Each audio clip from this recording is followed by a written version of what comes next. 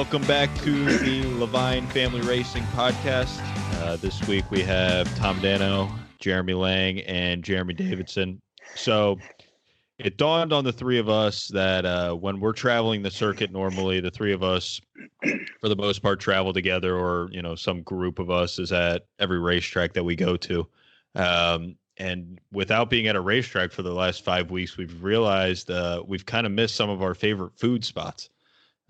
We hit a couple earlier this year, but it made us a little bit nostalgic, I think, of places that we usually go to eat on the road that we might have missed and that we're looking forward to getting back to once we get this season back underway.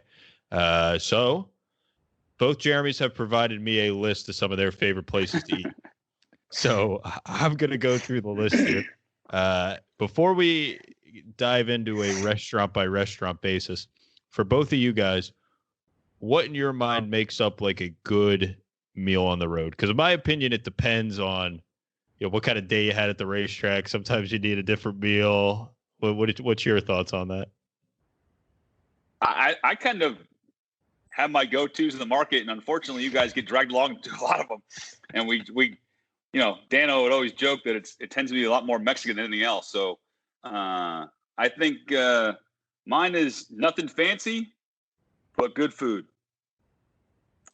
Yeah, for me, traveling around, when people ask me what's your favorite race market to go to, I always go straight to restaurants. What else is there going on in that market? And the food, drives that conversation for me quite a bit. And I'm more of a comfort food type person. So it's a casual, relaxed atmosphere. Because typically you've had a long day, you're probably worn out at the track from being at the track all day. And so get some really good food in you and enjoy the meal and the company and then move on from there. So yeah, I would add that I think all of us would agree that it would be a jeans, t-shirt, and flip-flops type of place, right? So I'm not looking after going to the track and spending 8-9 hours at the racetrack, whatever it is. 5, 6, whatever it is, and wearing a collared shirt and a pair of pants and walking around and meeting people and talking and hosting guests. And the last thing I want to do is put on a jacket and tie and go out to get dinner in a race market. And if you know me well enough, I'm not often wearing a jacket and tie to begin with, let alone going to wear it to a restaurant. So to me, it's casual. There we go. Well, let's hop into one of the casual.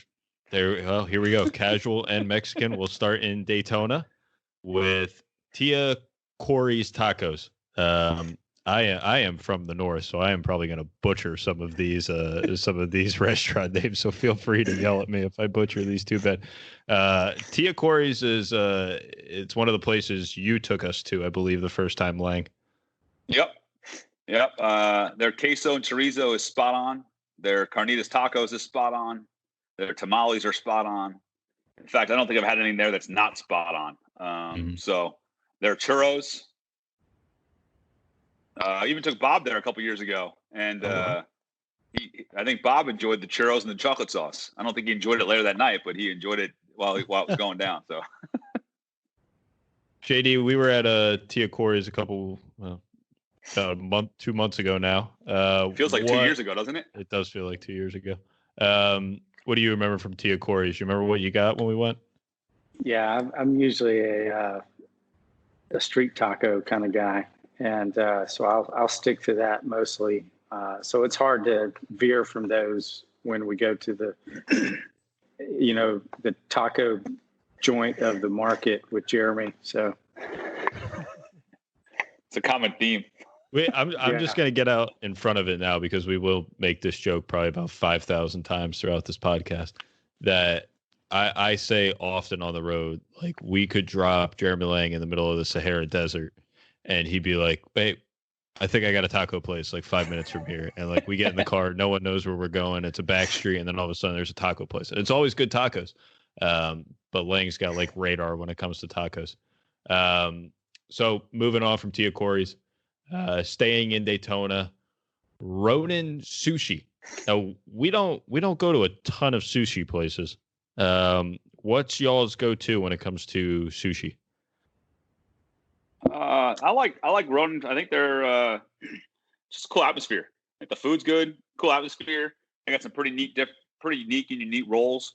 So man, but my go-to is usually spicy tuna, or some sort of sashimi salad or something of that nature. But they got pretty unique rolls, and I think I judge based on the quality of the sushi itself, the atmosphere, and it's not a mainstream place. It's a pretty small table place, and it's just cool little atmosphere.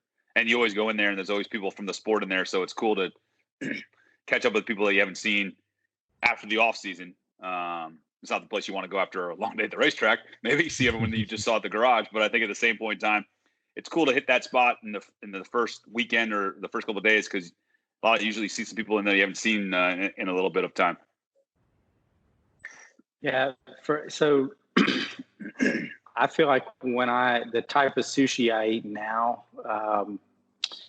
is, I don't want to say it's like prima donna sushi, if you would say that. So it's like the nice roll with like the crust, the fufu roll, or tempura on top. And so when I lived in San Diego, the guys I worked with took me to the sushi buffet, and it was nothing but like a centerpiece of different tiers of just raw fish.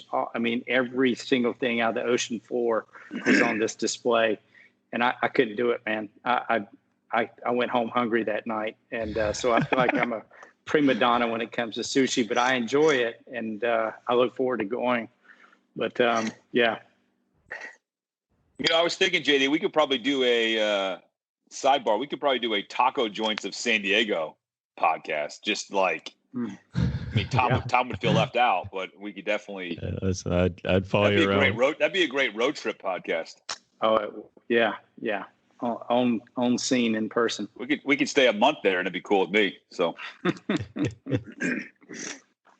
All right. So before we jump away from Daytona, JD, you threw Giuseppe's Steel City Pizza into the mix. That is not one that I've been to.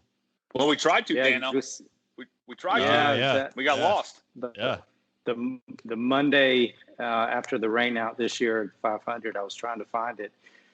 It's a little hole-in-the-wall pizza shop that has great pizza. Just, it's a Pittsburgh Steel City pizza place. So, everybody's rough and tough from the Steel City or walking around with an attitude. And but it's fun. You just kind of got to get in there and throw your shoulders around and grab a seat and enjoy the pizza and the cold drinks and have fun. It's funny. We missed the pizza place and we went to Mexican food. It's amazing. I imagine that. So real quick, we'll throw in a quick shout out to Snack Jacks. We went there this past year. Really cool place right there on the beach. It's a bit of a drive, but it's definitely worth the drive. I had fish tacos there. You did? I did. And every time, believe it or not, it's it doesn't matter who we're with in the car, or it doesn't matter when. No matter what, someone in the car will say, "Where are we driving to? Jacksonville?" No matter what. Yeah. Because it's some wise guy in the car will say, "Oh, where are we going to? Jacksonville?" And I think it was DiLiberto this time that said it, but it was definitely halfway there. Where are we driving to? Jacksonville? So it's a bit far, but it's not in Daytona per se, but it's definitely worth the, in my opinion, worth the trip. Yeah. And before you leave Daytona, obviously the Oyster Pub. Yeah, that's a staple, right? I mean, how many oysters do we go in there with Daryl? What did we order? 6 dozen grilled oysters, I think. I think that's what it was. Yeah. I think we had 4 dozen. I think we might have gotten 7. Yeah. That was the first order, right? Yeah. That's a must go to. Oh yeah, they're delicious. All right. Well, we will move on to our second market. We'll stay in the state of Florida, move south a little bit down to Miami. These I have not been to either of these. So, La Sandwicherie? Is that French? Is that French? Yeah, it is. I guess. I mean, they have a French dressing sauce, so I guess it's French. I mean, it's not English. That's very true. What's your go-to at La Sandwicherie? Prosciutto, mozzarella, and tomato. Oh wow! With their French vinaigrette. Go-to. I mean, there's nothing wrong with on a French roll. I mean, it's made right there. Sit at the counter, right there in South Beach. Sit at the counter, and on your merry way. It's delicious. You been there, JD? I don't think I've been there. I don't think I've made it to the French sandwich shop. How about next time? How about the Lobster Shack in Miami? We both went there. We went there this past homestead trip, and their tacos they have tacos, believe it or not, which are spot on. Is that the place we went? We had like late afternoon snack and then a late night snack. Yep, okay. That's the one. Right there at the edge of the park, other side of the park. Yeah. Across from the hotel. Dog in the bar. Yeah, the dog in the bar. Correct. Yes, that's the one. Yeah. Yep. Yeah. All right. It was cool. It was good. It was delicious. Yep. Delicioso. There you go. All right. Go to Lobster Shack, look for a dog in a bar, and there's tacos there, of course. Moving on. Let's head out west. Sonoma. Obviously, that's kind of one of the hallmarks of places that we get to go to, just in terms of food and drink and atmosphere. So, Jeremy Lang, the Oxbow Public Market. Yeah, it's a pretty cool spot where you go into, and there's different restaurant setups. Nothing large, but there's a great pizza place there. I have no idea what the name of it is, but I think JD and I went there once, and then we were running to a Procore event, and he actually picked up pizza, and luckily I got my half because I think he was ready to eat the entire half. It was going fast, and you're lucky you got in the car when you did. I would have gotten one slice versus the 4 slices I got. So yeah. But there's a fresh market. There's a fresh produce market there. There's an ice cream shop. There's a cupcake shop. There's a sushi restaurant. There's a seafood restaurant. There's a burger joint. It's this open market area where there's, just different restaurant setups, and it's just a really cool, unique spot right there in the heart of Napa. Awesome. Keeping it in California, down toward Fontana. I don't know where, down toward, up toward, whatever. It's down south. You got it. Was it? You got it. Thank you. Yeah. It's mountain town. So yeah, geography did not do too well there. Fontana, the Whisper House in Claremont. JD, that was one of your picks, right? Yeah, you and I and Eric dined there this past year. We found it by accident. Yeah, no, I remember that. It was. What did I call when I walked in? It was like I called it a fancy Cracker Barrel or something. Is that how I refer to it as or something? Yeah. Is that a comment to Cracker Barrel or an insult to the Whisper spot? It's showing Cracker Barrel a lot of love. This little area we found right down from the hotel in Claremont was kind of a few blocks off of the main drag in Claremont downtown. Mm-hmm. And it was a really cool spot. The Whisper House was great. Then afterwards we grabbed some frozen yogurt, and that was pretty unbelievable. Yeah, Claremont's a pretty cool little town. It's where we stay. It's about 25. It's about 25 minutes from Fontana, from the track itself, and I think it's a cool little spot. It's a great hotel, and there's a Mexican place within distance. There's that breakfast place for the breakfast shakes, spot. Yeah. And then downtown Claremont's got some really cool little spots. Yeah. No, I really enjoyed it. We've had several good meals. Yeah. That was my first time in Fontana this past season, or this past season. Again, feels like 2 years ago. This season. This season, right? Yeah. All right. So brace yourselves. We're gonna jump into the one near and dear to Lang's heart here. We're going to Phoenix, Arizona. Jeremy Lang, try to keep it under 5 minutes here. Frank and Lupe's, Phoenix, Arizona. Spectacular. Yeah. I'll leave it at that. Yeah. The food is good. The restaurant inside is good. The atmosphere is cool, but the patio out back to me is what makes the restaurant. The margaritas are spot on. Their queso is spot on. and the food's really good. And I think sitting back there after a long day at the racetrack and having a cold drink with good people and enjoying the atmosphere. And when we were just there this season, Dano, with spring training going on, so it's cool atmosphere because it's the Giants are right. The Giants Stadium, Scottsdale is right across the street. It's in Scottsdale, not Phoenix, so we'll just make it a suburb of Phoenix. But I think the atmosphere is great, and when you're there spring training wise, it's really cool because you got all the fans there for baseball or checking the spot out, and it's just a cool little spot. You've both been there, so What do you think, Dano? I really enjoy it. It's one of the places that when you say we're going back to, I don't go. You don't fight. Oh, great. Yeah. So, but man, what was it? There's been a couple times where we've gone there two or three nights. There 3 nights. Yeah, 2 or 3 nights. Right. Yeah, but no, never disappoints.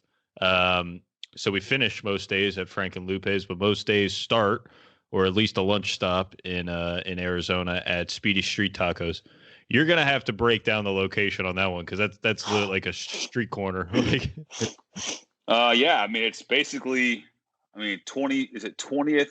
I don't know, 22nd, and I don't know what street we stay on down there in Phoenix.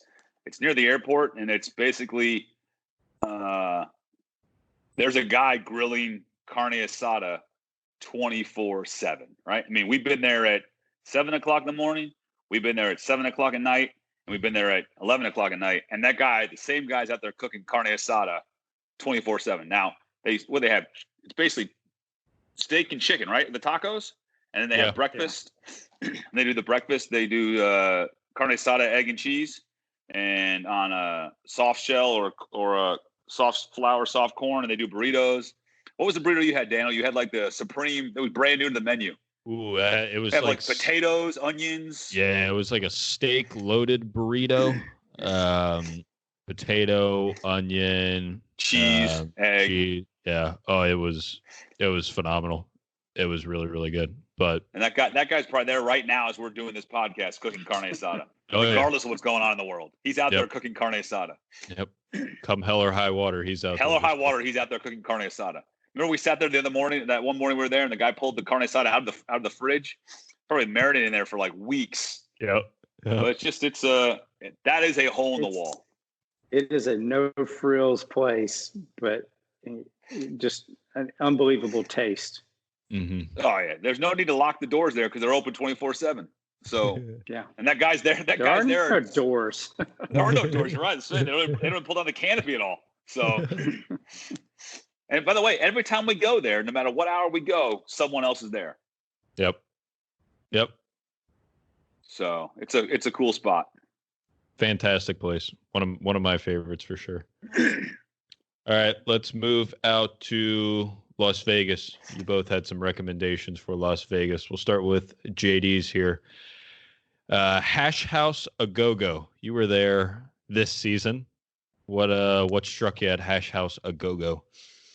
Yeah, Hash House. By the way, where is Hash House? Where is Hash House A Go-Go? Sound it out. So there are a few locations in Las Vegas, but this one's over behind the what's it called, the Sky Needle.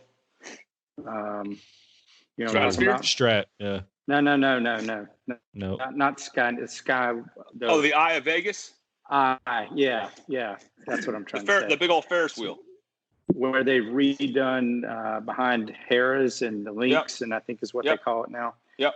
It's a little challenging to find, but it's pretty unbelievable food and huge, humongous portions. I mean, you'll never eat everything they bring you on the platter. What kind of food is it?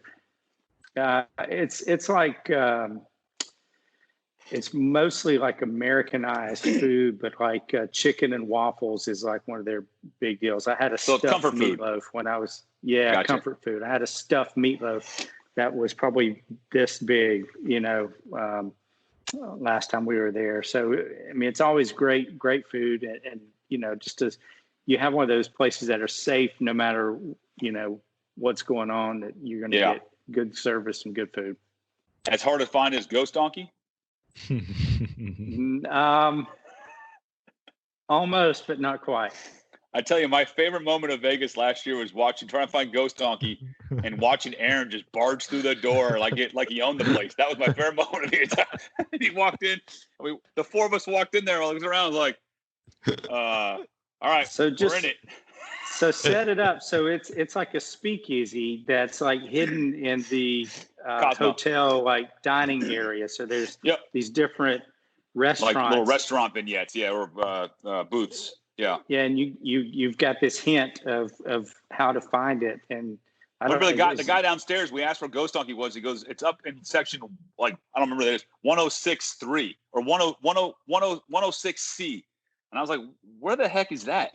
We go up there. It's like, it's just past the donut place. So we looked at the place. I'm like, there's no bar anywhere around here. Yeah. And then I remember Aaron saw that little donkey sign on the wall, on the door, and it said exit above it. Like you're going to get walked out to the street or something. He just barged right through that thing with the push bar to open the door. He walked right through. It was like, oh, red lights and open bar. Here we go. Yeah. It was cool. And I made Dano drink a drink with an umbrella in it. So you made us all drink a drink with an all umbrella. Of us. I think we all had the same drink. What was it? A ginger beer or something? It was a margarita because they only serve margaritas. Right. They only serve tequila. Tequilas. And JD got the same drink again when we went again this past time. Did you? And then JD went back and ordered something. He went off script and got something different, and I had to finish it. It was bad. I had to pull a trade. Mid-drink pull trade. So that was one of the bars we walked into, and you were like, "What do we want?" And I'm like, "Get me whatever." I got no idea what I want. Yeah, you can have tequila, or tequila. So the one place in Vegas I'd throw in it's similar to the Ghost Donkey in the Cosmo, that pizza place that you and I went to this past time, JD. Again, small, feels like a New York style pizzeria almost. Doesn't the prices are not like a New York pizzeria. No, it's not $2 a slice, is it? No. I'll tell you the other spot that we went to in the Cosmo. Not that we're picking on the spot in the Cosmo, was that Chinese Mexican restaurant where it's half Chinese, half Mexican. Yeah, we went there last year. That was pretty really cool. Good.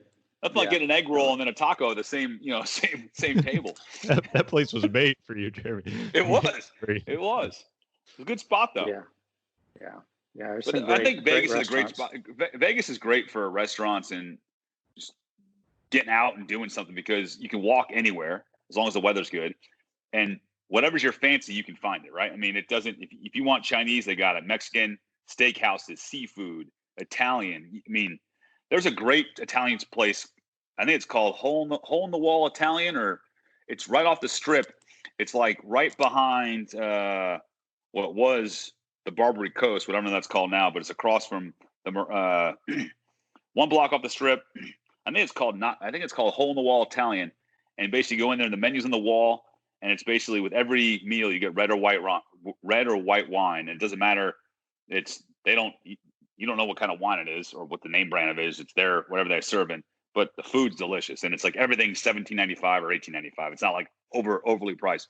The cool thing about Vegas, if you venture out and go to some spots off the strip, you can find some really cool spots that aren't Vegas prices where the locals go to, and it's really good food. I remember a time we stayed at the Palms when I was there with Jim Beam, and one of the guys we were with was from Vegas in the local market, and he took us to a restaurant where basically you had to knock on the door. He called ahead, you knock on the door, and you went in, and the chef just made whatever you want. It's an Italian chef.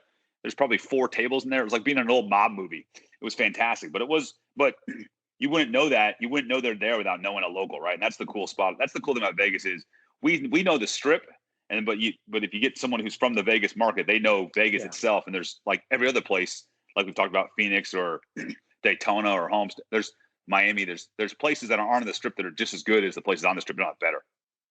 Yeah, I found this one place in Vegas. It was over in the direction of the Palms, but it was totally off the beaten path, and it was a pizza place. And so we were looking for a pizza place where you walk in, it's a bar, and it's like not a nice bar, right? It's like AstroTurf for carpet flooring and stuff like that. And then you're like, well, you see people sitting around eating pizza, but you see no kitchen or anything. And there's this broom closet off to the side, and it's got a half door, and you literally walk up to the half door and place your order for the pizza in 2 separate tabs. So if you want a drink, you order at the bar with a different company. You want to order pizza, it's a different tab. It's the craziest thing, but it was amazing pizza. So the Italian places, but I just looked up Batista's Hole in the Wall.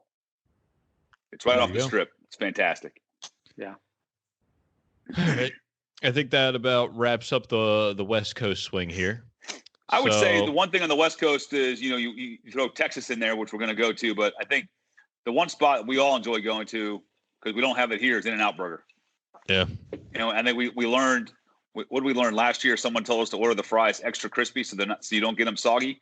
And ever since then, I think it's changed my experience of In-N-Out Burger, because the fries, to me, are they don't get soggy when you're as you're eating your burger.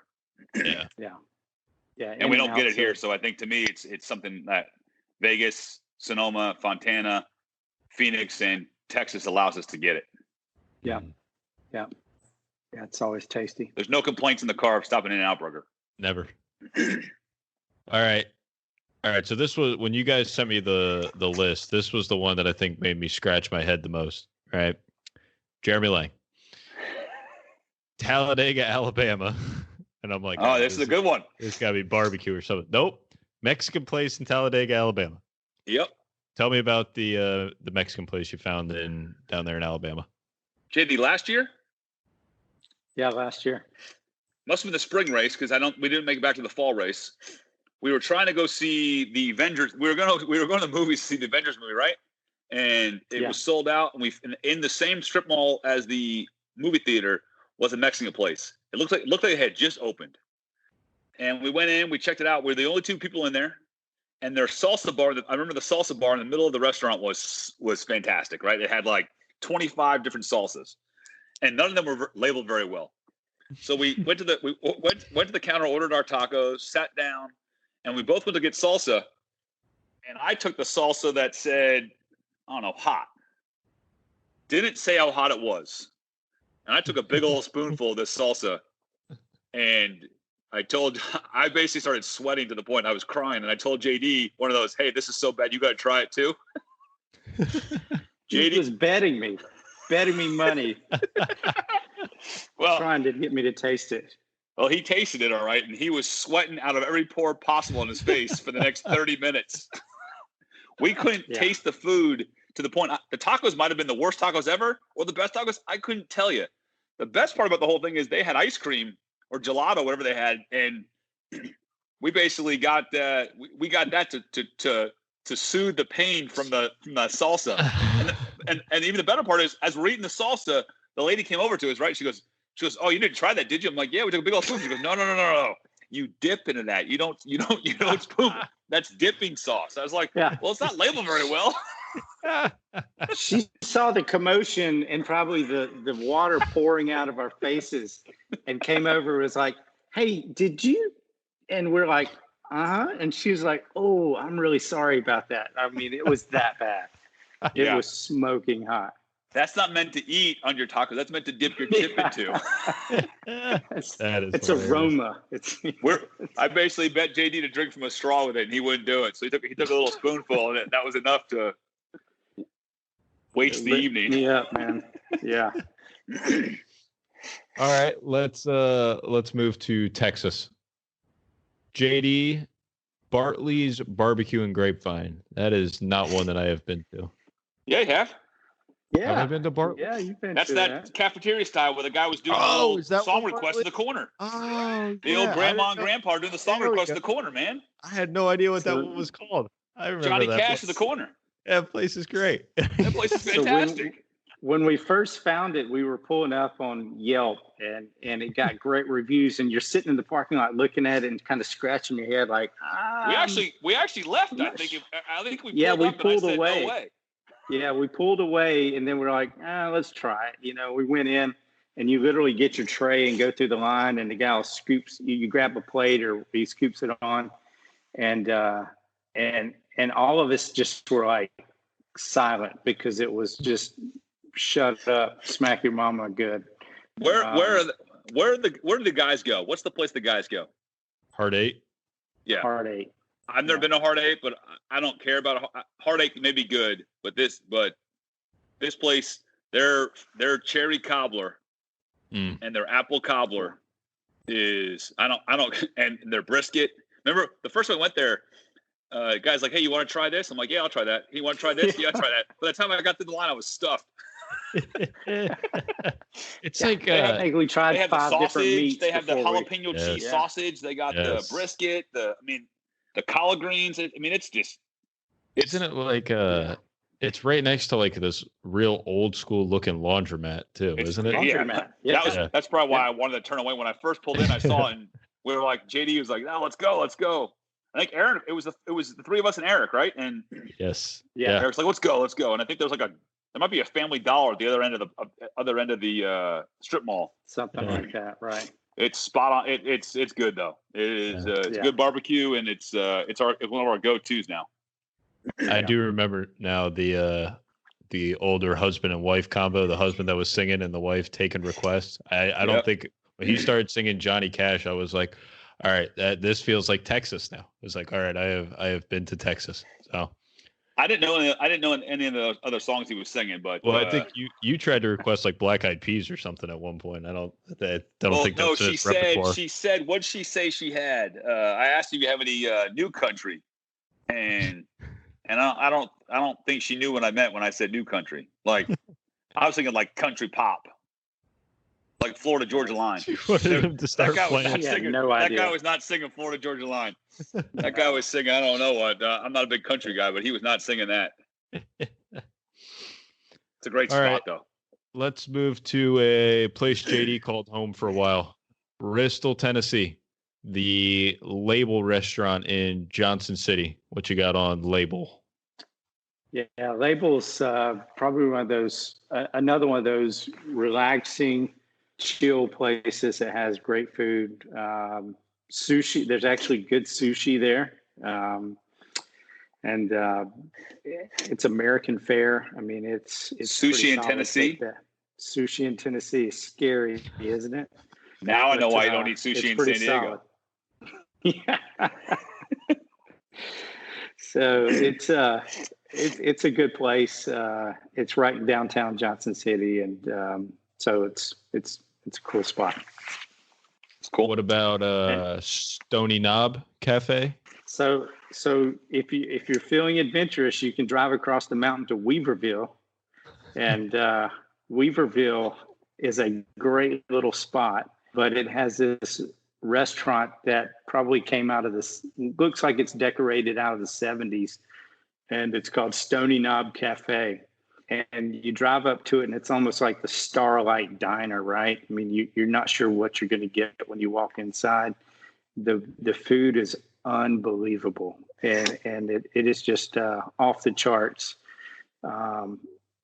Super good, man. I mean, no matter what you get there, I mean, from tuna, ahi-seared tuna, to the desserts, to the drinks. I mean, it's one of the most weird, eclectic looking places you'll ever walk into. But it's probably 30, 40 minutes from Johnson City across the mountains, which if it's a beautiful day, it's a beautiful drive. But the guys give me a lot of grief about going and spending time in Weaverville, North Carolina. I don't even know what that is. Weaverville Mountain Man JD. 20 minutes outside of Asheville, probably. So it's the middle of nowhere, is what you're telling me. It is in the middle of nowhere. Yeah. Yeah.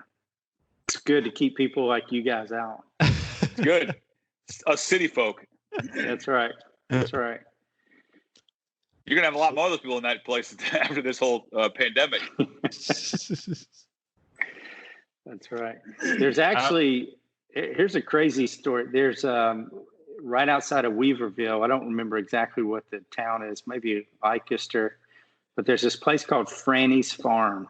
And we went camping at Franny's Farm, and they've got like a full-on farm with like goats and chickens and cattle and stuff. And then you can camp up on the mountain in different huts or tent camp or whatnot, but it's right outside of Weaverville, so you can go for the full experience of dining and housing all together for your trip to Weaverville.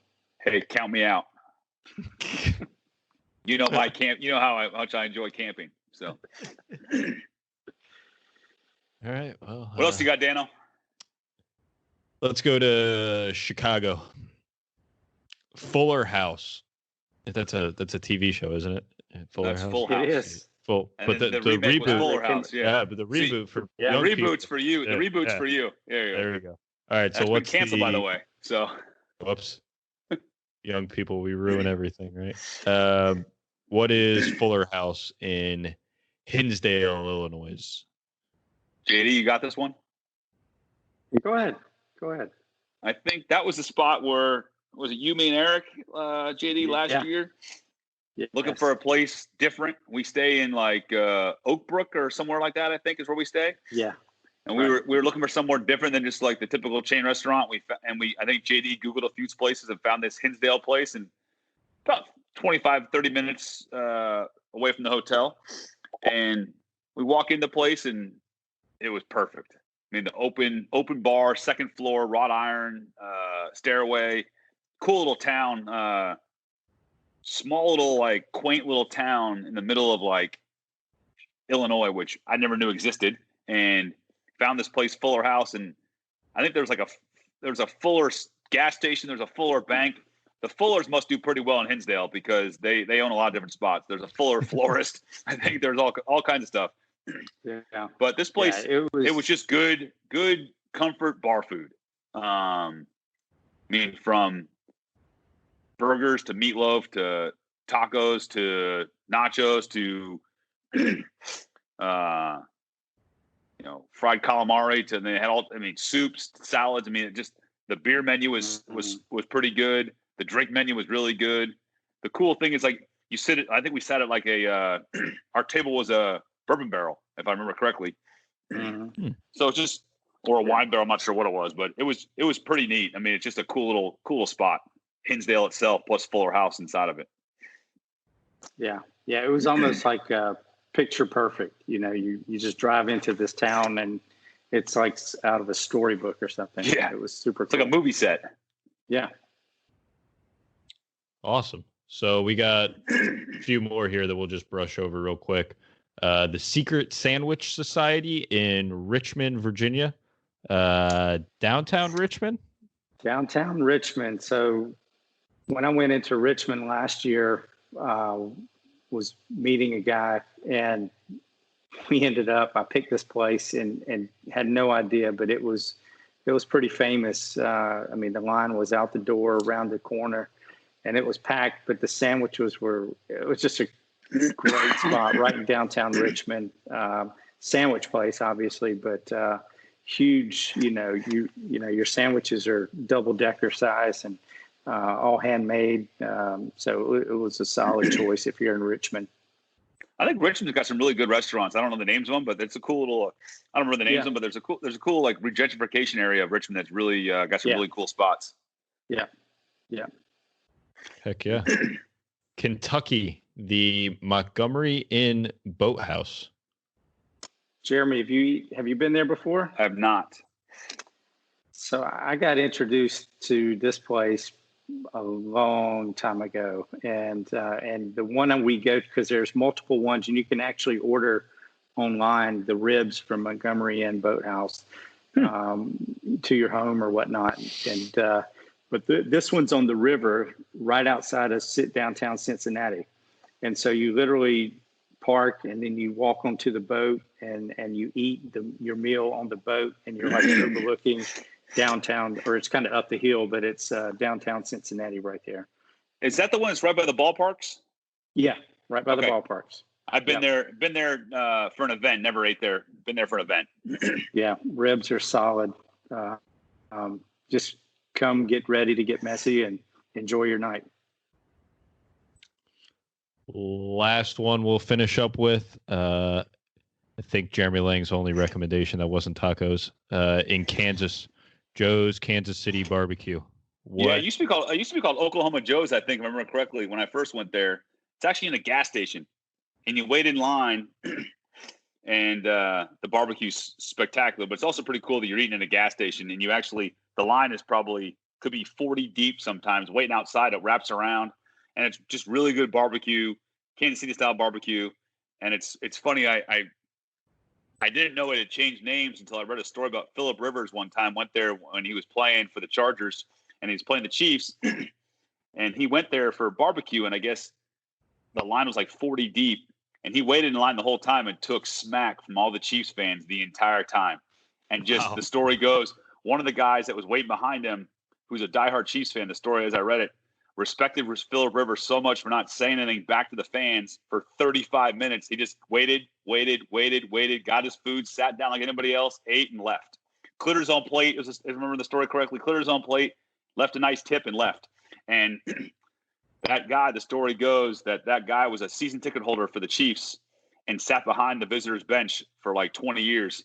And when this last game the Rivers played this past season with the Chargers against the Chiefs, the guy yelled at Phillip, and Phillip remembered the guy and went over and signed his gloves from that game and gave the guy in the stands his gloves. And the guy told us, the guy told us, not Phillip Rivers didn't tell the story. This guy told the story from his perspective, how great it was. So the food's good, but it was also pretty cool to hear the story from Phillip Rivers waiting in line. It kind of brought the whole thing back. And I didn't know the place had changed names. I hadn't been there in a while. But yeah, it was a neat little story. Cool little spot.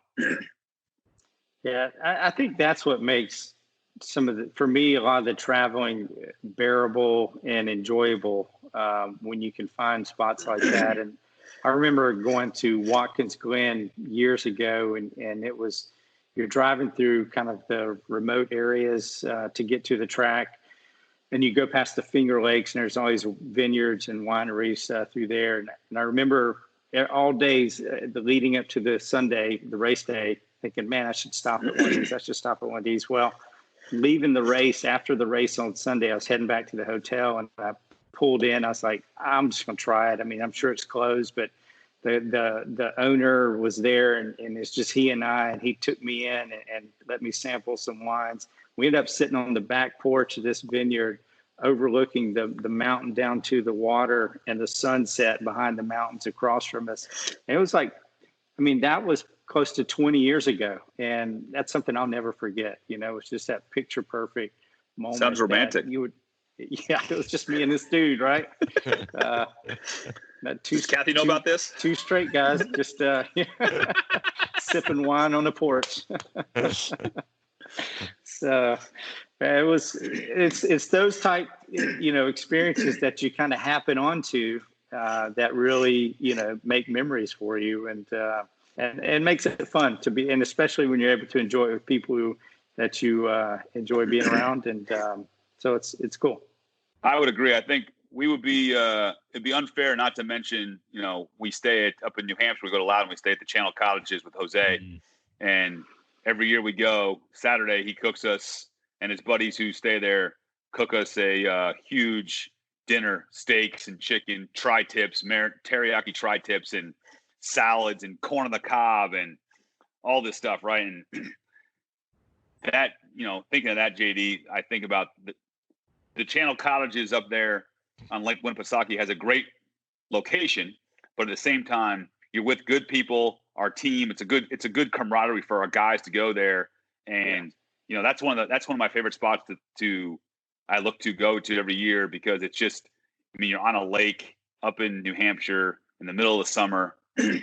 People don't get to experience that very often, and then at the same time, he's got this little island he built this island, man-made island, and you can sit there, and he's got a fire pit, and he's got, you sit there just with the guys and have a drink or two, and you eat some steak and chicken and just have a good time, building friendships and bonding. So it's good. It's like your experience in Watkins Glen. Well, all those things we're looking forward to doing when we get back to racing. Thank you guys very much for joining me today. I'm starving now, so I don't know what you guys are going to go get. Yeah, seriously, I don't know what y'all are going to go have for dinner, but I'm probably going to go have some tacos or something. So thank you all very much. There we go, Taco Tuesday. Thank you guys very much. Thank you for listening, and we'll talk to you all soon. Thanks, Daniel. Thanks, everyone. Thank you, guys.